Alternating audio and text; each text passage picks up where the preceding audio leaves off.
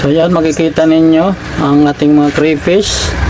Nasa loob pa ng Tupperware. Hindi ko na muna binuksan. Medyo maluwang na itong tub na pinaglagyan ko sa kanila.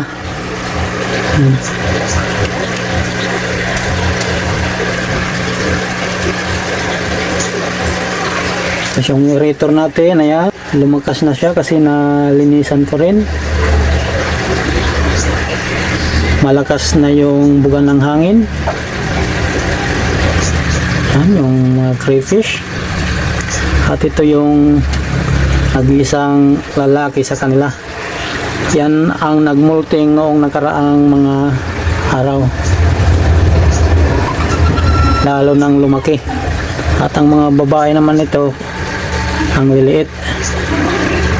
So, buksan na natin yung Tupperware nila at nang makagalaw-galaw sila ng maayos.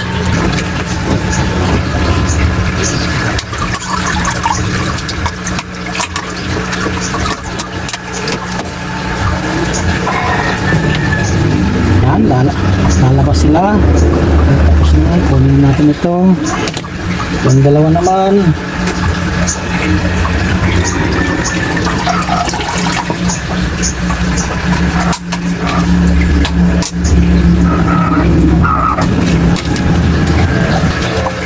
Andun na yung mga babaeng crayfish. So pagkawala naman natin itong si lalaki.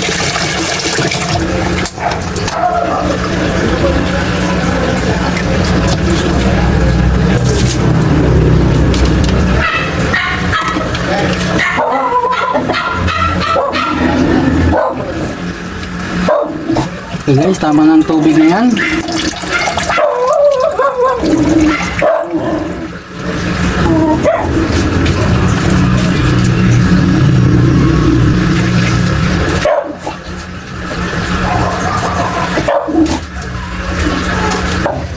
So ayan na sila guys.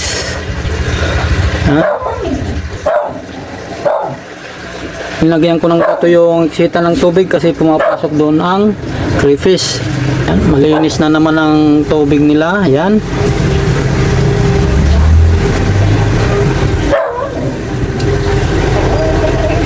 Observe sila dahil bago ang paligid nila. Yan, maglalakad-lakad ang mga yan. Titingnan nila ang kanilang kapaligiran.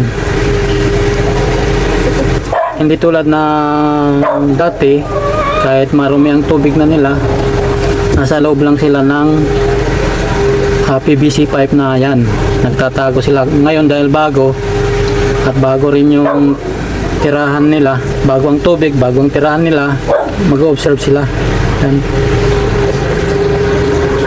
Lalabas sila para tingnan na ang paligid, obserbahan nila.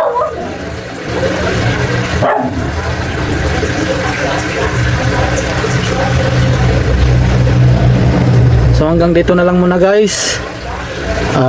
Kita-kita na lang ulit tayo sa mga susunod ko pa mga video tungkol dito sa aking alagang crayfish.